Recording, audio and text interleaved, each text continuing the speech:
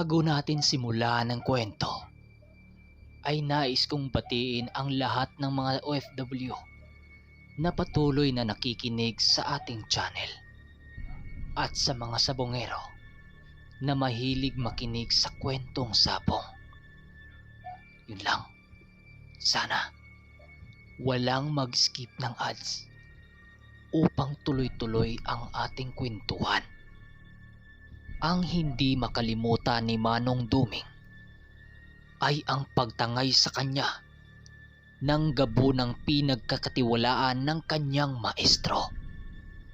Ninais nitong gawing bihag si Manong Duming upang tuluyang isuko ng ermitanyo ang lahat na mutya nito. Nang malaman ni Castancio na nawawala si Manong Duming, agaran din naman itong gumawa ng hakbang. Sa pagtawag nito ng lahat niyang kaibigan, agad din namang ibinigay ni Castancio ang lahat na inuutos dito. Ilang oras lamang noon ang lumipas, tuluyan na ngang nahanap ni Castancio si Manong Duming. Nang makumpirma niyang nasa engkantong kaibigan niya ang lokasyon nito, agaran din naman itong tumungo na hindi nalaman nila Iko na isa niyang tagapagturo. Pagdating ni Castancio sa pinagtataguan ng gabunan, pinili niya itong palabasin sa pamamagitan ng pagtanim ng sumpa sa ilalim ng papag sa kubo. Nang makalabas na ang gabunan, doon na niya narinig ang mahihinang paghinga ng kanyang disipulo na si Manong Duming. Ayaw na ayaw noon ni Castancio na may nararamdamang masakit ang kanyang tinuturing na anak, kung kaya't labis-labis ang kanyang galit sa gabunang tumangay dito. Habang nakipag-usap sa kanya ang aswang na yon, walang pagdadalawang isip itong sinugod ni Castancio. Gamit-gamit lamang ang isang uri ng baging na gawa nitong pahirapan ang gapunan, na parabang inilublob ito sa likidong apoy. Rinig na rinig noon ni Manong Duming ang paghihirap ng gabunang yon, hanggang sa bawian yun ng buhay. Matapos itong patayin ni Castancio, agad din naman niyang hinanap si Manong Duming. Paglabas ni Manong Duming sa lungga, doon niya nakita ang sinapit ng gabunan sa pangalawang guro niya. Nang masipat niya ang sinapit ng gabunang yon, laking gulat na lamang niya nang makita niya itong nakatingin sa kalangitan habang wala ng buhay. Nakataas din ang dalawa nitong kamay na para bang meron itong sinasalag na nilalang sa kalangitan. Dahil sa mga nakita ni Manong Duming, hindi niya lubusang mawari kung anong mahika ang ginagamit ng kanyang pangalawang maestro. Sa pagbalik nila sa kanilang tinitirhan, nadatnan niya ang lulo ni Nuli at si ermitanyong Iko na halos mamatay-matay na sa kakahanap nila. "Castancio, saan ba kayo nanggaling? Kanina pa kaming hanap ng hanap ya." Alalang wika ng kaibigan ni Castancio na si Iko. Ako'y titigil-tigilan mo.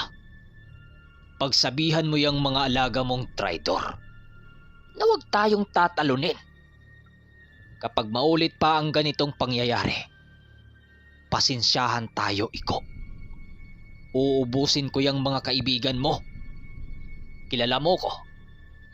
Pinapanindigan ko ang mga sinasabi ko. Siya nga pala, sabihan mo yung angkan na kinupkup mo na tumangay kay Duming. Napatay ito sa kanyang kubo at ilibing nila ito ng maayos. Nang sa gayoy matiwasay ang pagpanaw nito At tandaan mo, Iko, palayasin mo ang angkan na yan rito. Galit na wika ni Costancio. Ang una kasing maestro ni Manong Duming, mahilig makipagkaibigan sa panig ng kaliwa.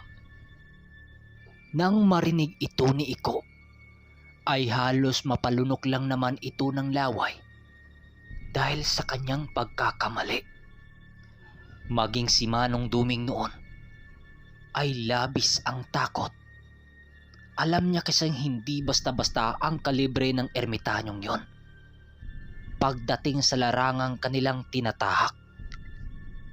Nang tumungtong na kasi siya sa hustong gulang, nagpasya si Manong Duming na hanapin ang sarili niyang mundo. Nagpasya siyang umalis sa tirahan ni Costancio na hindi naman ito napipigilan. Ninais niyang bumalik sa pinanggalingan ng ermitanyong si Iko dahil may mga aral itong nais niyang matutunan, at yun ang kakayahan niyang kumontrol ng mga malalakas na engkanto. Dagdag pa ni Manong Duming na kahit mabagsik si Costancio sa mga demonyo, ay meron pa naman itong ipinakitang awa kahit papano. Pero magamat mahilig ding kumontrol ng ganong nilalang si Costancio, ay talagang lamang si Iko. Sa lahat ng taong may alam sa lihim na aral na kilala niya, ay walang makakahigit kay Iko. Ang problema lang sa kanya ay madali itong magtitiwala sa mga nilalang na kahit napanig pa sa kaliwa. Matapos makapagkwento ng ermitanyong si Duming, gulat na gulat noon itong sinuli. Animoy, hindi nito nagawang makapagsalita dahil maging siya ay labis ang pagkagulat sa kwento nito.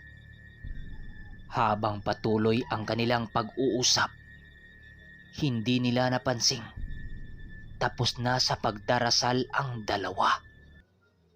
Kung hindi pa nagawang lumingon ni Nuli, hindi niya masilayan ang kanyang kaibigan. Oh, Katonyo, Karding, kanina pa kayo dyan? Gulat na wika ni Nuli. Bago lang kami rito, Nuli. Nakikinig din kami sa kwento ni Manong Duming, kaya hindi ko na muna kayo kinausap. Sagot ni Tonyo. Parang ulan yata ngayon ah. Tingnan nyo ang kalangitan. Tugo naman nitong si Karding habang palingalinga at tumitingin sa kalangitan. Hindi yan makakabot rito sa ating kinaroroonan. Hindi ko pinagpasyahang tumambay dito na alam kong abutan tayo ng ulan. Oh, kayo na muna ang mag-usap-usap ha. Ako magpapahinga na. Wika ni Manong Duming. Nang marinig ito ng tatlo, tumango lang naman ito upang ipakita ang pagsang-ayon dito. Sa pag-alis ng ermitanyo, pinili ng tatlong ipagpatuloy ang kanilang pinag-uusapan. Dahil masyado nang malalim ang gabi at tahimik ang paligid, ninais nilang mag-usap sa pinakamahina nilang tinig. Mga kaibigan, bakit kayo nananalangin ng ganitong oras? Hindi ba pwedeng ipagbukas na lang yan? Wika niya. Ganyan kasi kami, Nuli. Ako kapag hindi nakakatulog. Tapos sinabihan ako ng ermitanyo tungkol sa pagdalaw sa akin ng damag. Kailangang palagi kong kausapin ang dakila at hindi ko pwedeng hayaang magkaroon ng butas ang aking kaluluwa na siyang malayang lagusan ng masasamang nilalang. Di ba, Karding? Paliwanag ni Tonyo.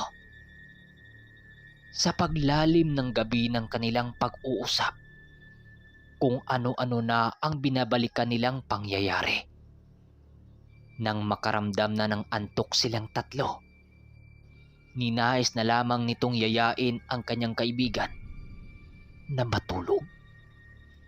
Hindi naman noon tumutol si Noli.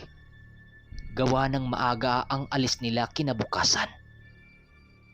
Sa pagsapit ng umaga, muli na naman nilang ipinagpatuloy ang kanilang paglalakbay.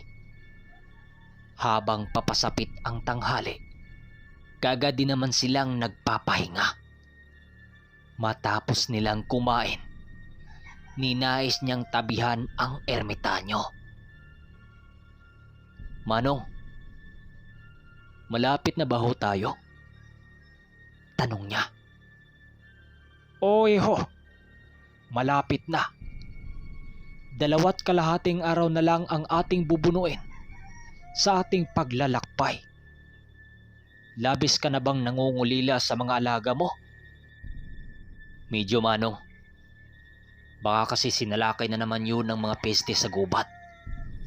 Para kasing may naiwan akong gawain sa lugar namin."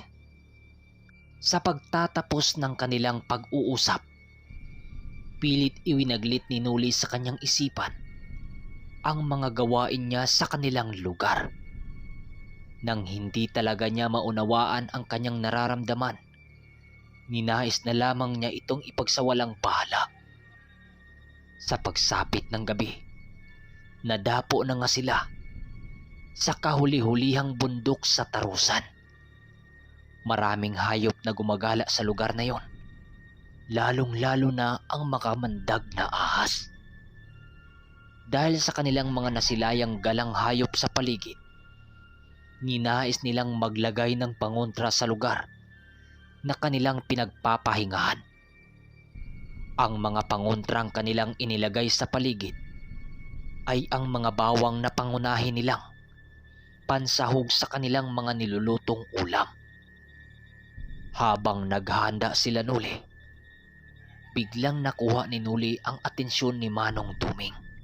Nagtataka kasi noon si Noli sa ermitanyo, gawa ng panay ang pagsipat nito sa paligid. Alam ni Nuling meron itong nararamdaman, kung kaya't ninais niya itong lapitan.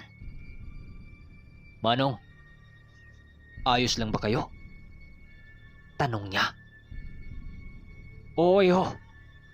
Ayos lang ako. May hinahanap lang ako sa paligid eh." Sagot naman ng ermitanyo.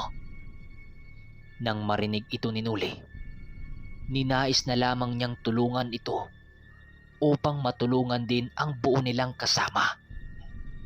Habang abala sila sa pagsasalansan ng mga tuyong dahon para gawing higaan, panay naman ang kanyang pagsisipat kay Manong Duming.